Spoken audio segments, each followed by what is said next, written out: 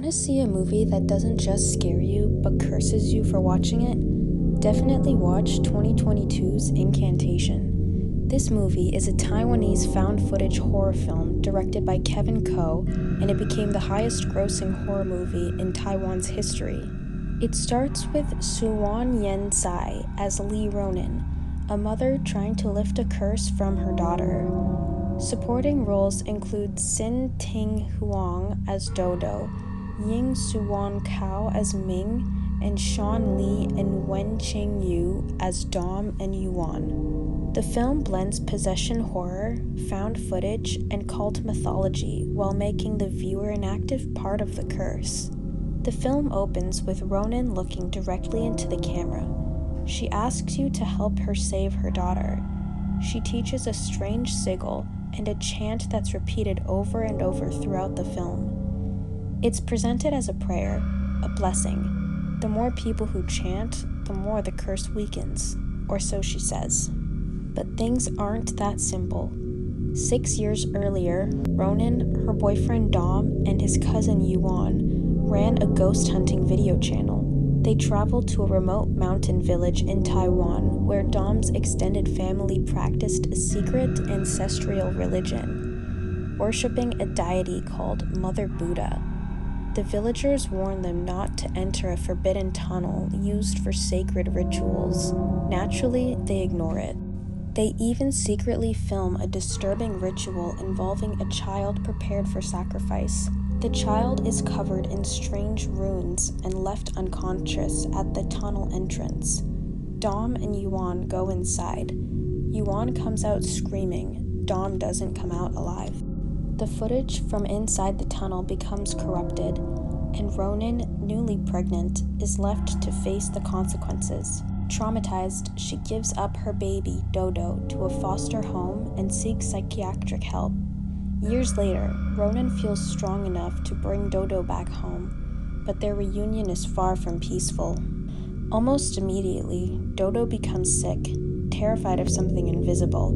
Ronan takes her to a local shrine, where a priest tells her Dodo must fast for 7 days. No food, no water. It's part of a spiritual cleansing. But when Dodo begins to weaken, Ronan can't bear it. She feeds her, and everything collapses. The priest and his wife are killed in a violent supernatural outburst, and Dodo's health only gets worse.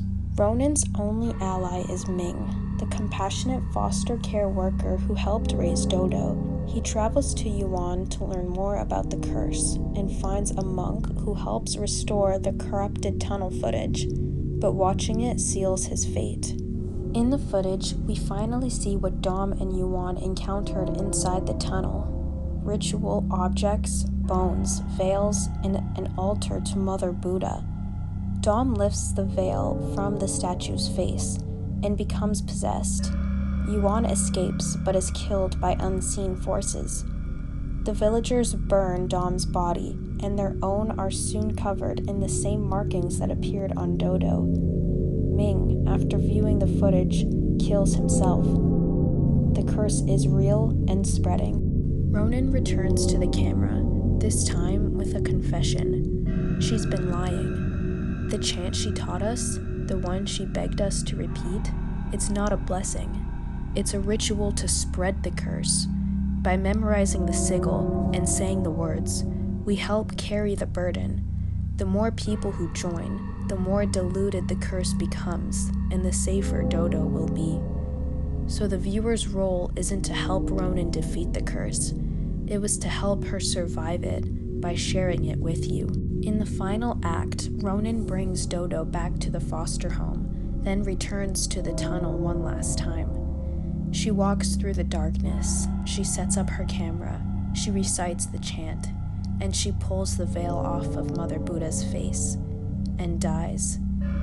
But the curse is now out there, in your mind, through your screen, and the movie ends with Dodo healthy, alive, and safe, because you helped carry the curse. Incantation isn't just about possession, it's about belief, ritual, and guilt. The movie plays with the idea of protection versus manipulation. Ronan's desperation feels real, but her solution is horrifying. tricking others into sharing the curse. The fourth wall isn't just broken, it's weaponized. You're not a viewer, you're part of the story, and that's what makes this movie so disturbing. The film was directed by Kevin Ko. It was inspired by a real 2005 case in Taiwan where a family believed they were possessed and beat a relative to death during a ritual. The filmmakers blended real Buddhist imagery with functional elements to heighten the realism. The chant itself is pure fiction, so don't worry. But after watching the movie, it definitely lingers in your head like it wasn't. Thanks for watching Grim Morning. Incantation is a rare horror film that makes the viewer complicit. It doesn't ask if you're scared, it asks what you're willing to believe. The scariest part is, it never lies to you about the curse. It just waits for you to chant. If you liked this recap, hit subscribe and leave a comment.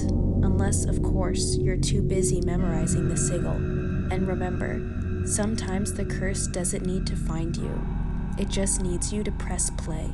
I hope you have a blessed day.